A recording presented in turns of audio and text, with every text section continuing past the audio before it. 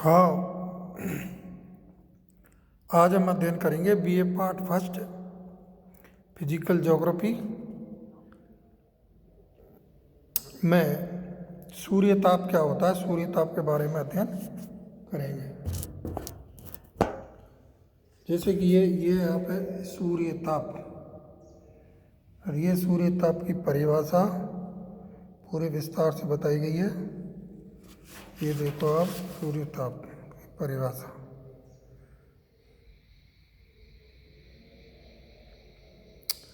सबसे पहले आप बताएंगे कि सूर्य ताप किसे कहते हैं और ये क्या होता है।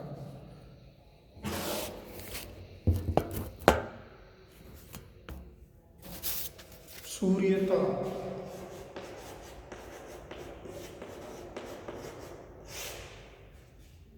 इंसोलेशन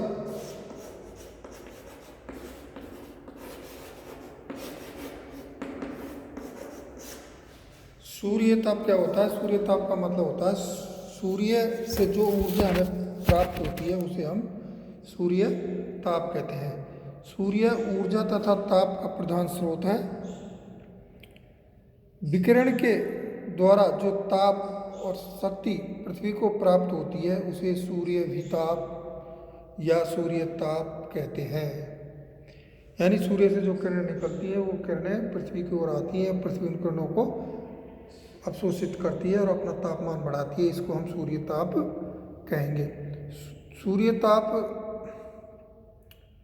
का अध्ययन किरण क्रियामिति कहते हैं। सूर्य ताप के अध्ययन को किरण क्रियामिति,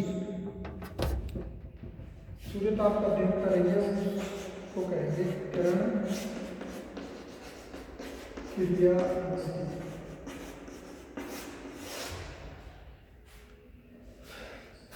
सूर्य से निरंतर विद्युत चुम्बकीय लहरें तथा गतिमान कण ब्रह्मांड में विसर्जित होते रहते हैं, जिनकी गति प्रकाश तरंगों की भांति 1,86,000 मील प्रति सेकंड होती है। सूर्य ताप की प्राप्ति सूक्ष्म तरंगों, धीर तरंगों तथा गतिमान तरंगों के रूप में होती है। तो ये जो सूर्य की किरणें होती है वो सूर्य से 1,86,000 मील प्रति सेकंड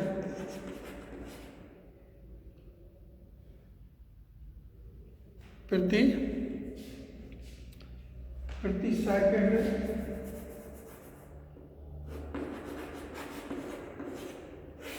पृथ्वी की ओर आती है और पृथ्वी इन किरणों को अवशोषित करती है। और ये किरणें लघु तरंगों के रूप में,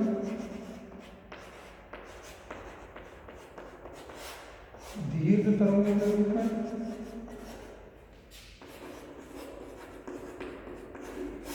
सूर्य पृथ्वी की ओर आती है। तो इस प्रकार हम क्या कहेंगे? त्रिवार्था के शब्दों में सूर्य ताप की परिभाषा।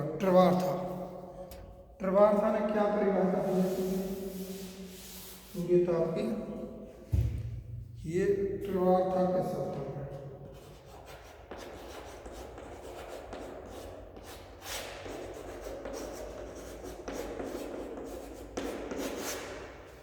त्रिवार्था ने बताया कि लघु तरंगों के रूप में संचालित और 1,86,000 मील प्रति सेकंड की गति से भ्रमण करती हुई प्राप्त सूर्य ऊर्जा को सौर विकिरण या सूर्य ताप कहते हैं। सौर विकिरण या सूर्य ताप कहते हैं। सूर्य ताप को सौर विकिरण भी अपन कहते हैं। तो त्रिवार्था के शब्दों में ये बढ़ती परिभाषा है कि लघु तरंगों के रूप में संचालित और 1,86,000 मील प्रति सेकंड की गति से भ्रमण करती हुई प्राप्त सौर ऊर्जा को सूर्य ताप कहेंगे। यह सूर्य विकिरण स्पेक्ट्रम में प्रकाश के रूप में 7 रंगों की पट्टिकाओं में दिखाई देता है। यानी जो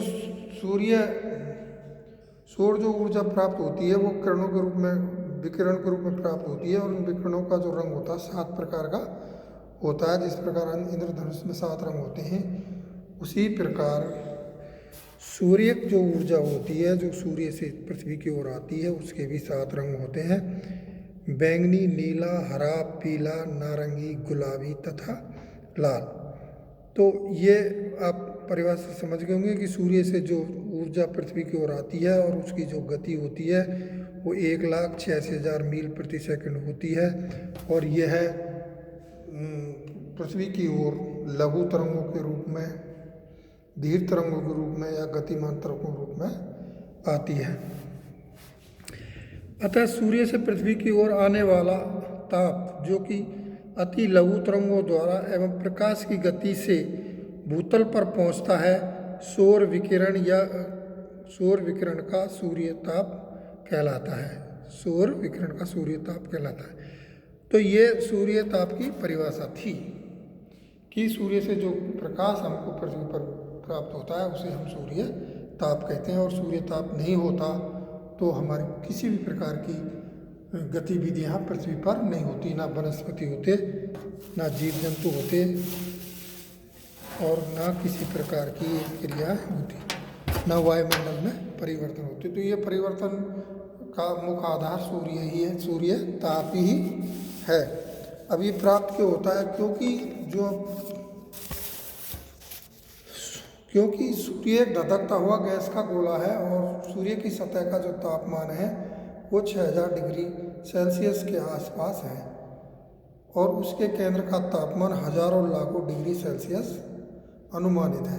तो ये सूर्य गैस का धधकता गोला होने के कारण और तापमान अधिक होने के कारण वहाँ से किरणें पृथ्वी की ओर आती हैं और अपन को सूर्य ताप प्राप्त होता है।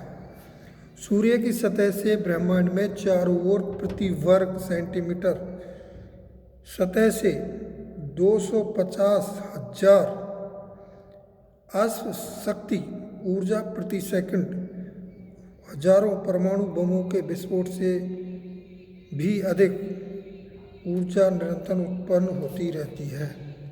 यानी 250 अश्व शक्ति, 250,000 अश्व शक्ति ऊर्जा प्रति सेकंड सूर्य से चारों ओर निकलती रहती है, और इतनी ऊर्जा जब निकलती है और ये ऊर्जा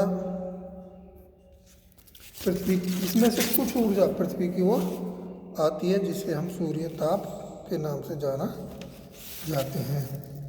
यह ऊर्जा प्रकाश की गति से विकसित होती है और पृथ्वी को इसका मात्र 2 अरबवां हिस्सा ही प्राप्त होता है।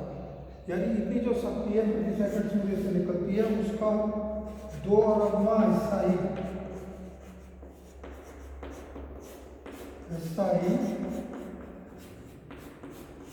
पृथ्वी को प्राप्त होता है। 1/2 अरबवां हिस्सा ही पृथ्वी को प्राप्त होता है मात्र। सूर्य पृथ्वी से लगभग 15 करोड़ किलोमीटर दूर है तथा पृथ्वी से 10 लाख गुना बड़ा है। इसका व्यास पृथ्वी से 105 गुना बड़ा है। तो ये जो अपना सूर्य है और वो सूर्य एक धधकता हुआ गैस का गोला है, और गैस का गोला होने के कारण उससे ऊर्जा निकलती है, और वह ऊर्जा चारों ओर सूर्य से निकलती रहती है। उसमें से पृथ्वी को 1/2 अरबवां भाग ही प्राप्त होता है। तो ये था सूर्य ताप क्या होता है। सूर्य से जो किरणें पृथ्वी को प्राप्त होती हैं उन किरणों को हम सूर्य ताप कहते हैं। अब है धरातल पर सूर्य ताप का वितरण। धरातल पर सूर्य ताप का वितरण। धरातल पर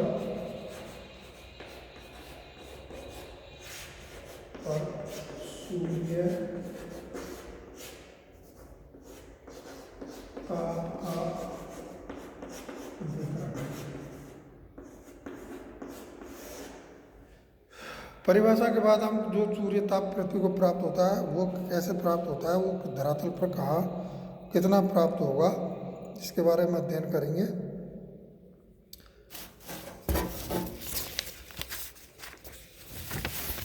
ये आपका जो चैप्टर है ये धरातल पर सूर्य ताप के वितरण को बताता है। ये आप इस फोटो खींच देता हूँ मैं। ये जो पूरा है क्षेत्र, ये सूर्य ताप के वितरण को आपको बताया, कहाँ पर कितना सूर्य ताप प्राप्त होता है। तो ये इसका फोटो हो गया आपका। उसके बाद आप देखोगे कि जो अपना धरातल है, पृथ्वी की दैनिक गति के अनुसार धरातल पर सूर्य ताप का वितरण कर्क रेखा से मकर रेखा तक अधिक पाया जाता है, क्योंकि इस भाग पर सूर्य की किरणें प्रायतः लंबवत पड़ती हैं, लेकिन सूर्य ताप का सर्वाधिक वितरण भूमध्य रेखा के 10 डिग्री अक्षांश उत्तर और दक्षिण में मिलता है। यानी हमारी पृथ्वी गोल है, गोल होने के कारण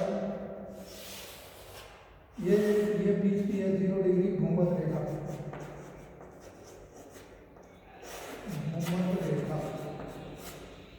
इस भूमध्य रेखा पर सूर्य किरणें सीधी पड़ती हैं और सीधी पड़ने के कारण यहाँ पर सूर्य ताप अधिक रहता है, यानी 10 डिग्री उत्तर और 10 डिग्री दक्षिण ये क्षेत्र है सूर्य ताप का अधिकतम क्षेत्र, क्योंकि यहाँ पर सूर्य किरणें सीधी पड़ती हैं और सीधी पड़ने के कारण यहाँ का तापमान बढ़ जाता है, अधिक होता है।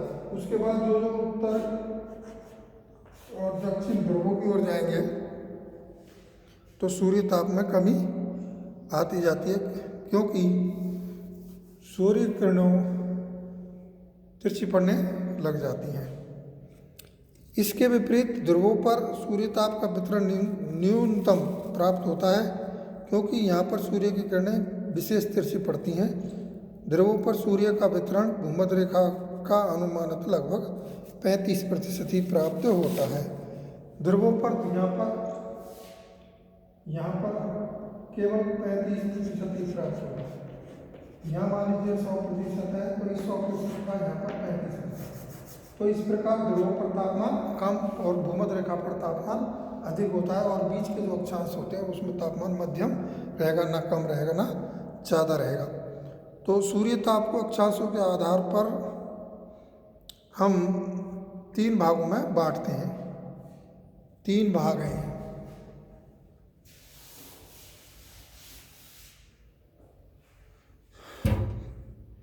अक्षांशों के आधार पर 3 भागों में बांटते हैं। सूर्य ताप को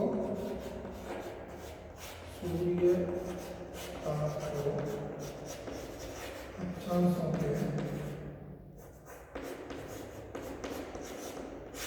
आधार पर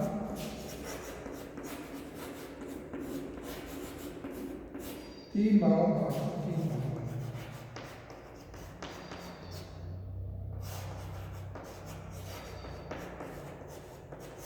3 भाग कौन कौन से?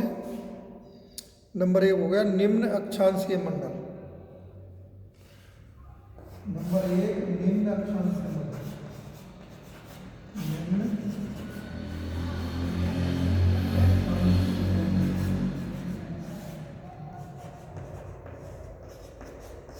दूसरा हो गया आपका मध्य अक्षांशीय मंडल। मध्य अक्षांशीय मंडल। तीसरा हो गया आपका उच्च अक्षांशीय मंडल। उच्च अक्षांशीय मंडल, या इसको हम कह सकते हैं ध्रुवीय मंडल। तो सबसे पहले हम अध्ययन करेंगे निम्न अक्षांशीय मंडल। ये आपका निम्न, मध्यम और उच्च, तीनों मंडल हैं ये, निम्न, मध्यम और उच्च। तो इस प्रकार हम तापमान के वितरण को 3 भागों में बांटते हैं अक्षांशों के आधार पर। कौन से मंडल में तापमान कम है, कौन से में अधिक है, इसके बारे में हम अध्ययन करेंगे। तो सबसे पहले मैं आपको बताऊं निम्न अक्षांशीय मंडल, जो कि 0 डिग्री भूमध्य रेखा से उत्तर और दक्षिण में फैला हुआ है, और इसका जो विस्तार है 23.5 डिग्री उत्तर और 23.5 डिग्री दक्षिण के मध्य का ये क्षेत्र है। यहाँ पर तापमान अधिक रहता है। अधिक तापमान रहने का कारण है कि यहाँ पर सूर्य की किरणें सीधी पड़ती हैं। इस मंडल का प्रभाव क्षेत्र संपूर्ण ग्लोब पर कर्क और मकर रेखाओं के मध्य रहता है। पृथ्वी की भ्रमणशील गति के अनुसार सूर्य की लंबवत किरणें कर्क और मकर रेखाओं के प्रत्येक स्थान तथा अक्षांशों पर 2 बार पड़ती हैं। प्रथम तो जब सूर्य उत्तरायण की स्थिति में होता है, द्वितीय दक्षिणायन की स्थिति में होता है, तब यहाँ पर सूर्य की किरणें सीधी पड़ती हैं। इस मंडल में मौसम एक सा रहता है। यहाँ साल भर तापमान ऊंचा रहता है। तो ये निम्न अक्षांश मंडल की विशेषता थी, क्योंकि यहाँ का तापमान हमेशा ऊंचा रहता है। ऊंचा रहने का मुख्य जो कारण है सूर्य की सीधी किरणें का पड़ना, यानी जब सूर्य उत्तरायण होगा तो भी इस क्षेत्र में सूर्य की किरणें पड़ेंगी, दक्षिणायन होगा तो भी सूर्य की किरणें यहाँ पर सीधी पड़ेंगी। दूसरा है मध्य अक्षांशीय मंडल। इस मंडल का प्रभाव क्षेत्र 23.5 डिग्री से 66.5 डिग्री अक्षांश उत्तर और दक्षिण दोनों गोलार्धों में पाया जाता है। इस मंडल में पृथ्वी की भ्रमणशील गति के कारण एक बार उच्चतम तथा एक बार न्यूनतम ताप प्रत्येक स्थान पर प्राप्त होता है, जिसमें सूर्य की किरणें खुद ही तिरछी पड़ने के कारण तथा ऋतुओं में बड़ी घनता पाई जाती है। लेकिन वर्ष के किन्हीं दिन यहाँ पर तापमान शून्य नहीं होता। ये अगर हम अध्ययन करें, आपको बताएं,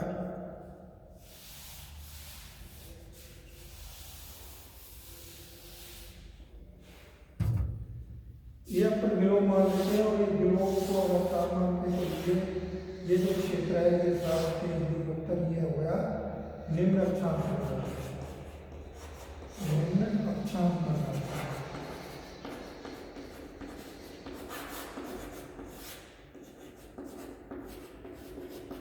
और ये हो गया 23.5 डिग्री उत्तर, 23.5 डिग्री दक्षिण। उसके बाद 23.5 से ये हो गया आपका मध्य अक्षांशीय मंडल। मध्य अक्षांशीय मंडल और ये जो क्षेत्र है उच्च अक्षांशीय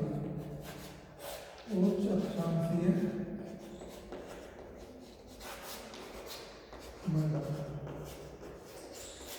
इसी प्रकार ये हो गया 23.5 66 डिग्री, ये हो गया आपका 90 डिग्री। ठीक है, तो ये नंबर 1 हो गया आपका, ये क्षेत्र नंबर 1 और ये क्षेत्र नंबर 2 और ये नंबर 3। तो इस प्रकार यहाँ पर सूर्य की किरणें हमेशा सीधी पड़ती है, इसलिए तापमान अधिक होता है। इसके बाद सूर्य उत्तरायण होता है तो उत्तर में तापमान अधिक होगा और उत्तर में तापमान अधिक होने से दक्षिण में तापमान कम होगा। और जब धीरे धीरे पुनः भूमध्य रेखा पर सूर्य आता है और सूर्य आने के बाद फिर दक्षिण होता है तो दक्षिण में तापमान बढ़ जाता है, उत्तर में तापमान कम हो जाता है। तो इस प्रकार ये मध्य अक्षांशीय मंडल है, जहाँ पर तापमान कभी शून्य नहीं रहता। उच्च अक्षांशीय मंडल, इस मंडल का प्रभाव सिर्फ 66.5 डिग्री से 90 डिग्री अक्षांश दोनों गोलार्धों में पाया जाता है। यहाँ वर्ष में एक बार न्यूनतम तथा एक बार अधिकतम तापमान प्राप्त होता है। इस मंडल में सूर्य की किरणें कई महीने तक नहीं चमकती हैं, इसलिए यहाँ पर कुछ महीने तापमान शून्य भी रहता है। यानी जो गोलार्ध है, उत्तरी गोलार्ध और दक्षिणी गोलार्ध, जिसे हम ध्रुवीय क्षेत्र कहते हैं, वहाँ तापमान कभी कभी 0 डिग्री भी हो जाता है। तो ये था सूर्य ताप और उसका वितरण अक्षांशों के आधार पर। अब हम अध्ययन करेंगे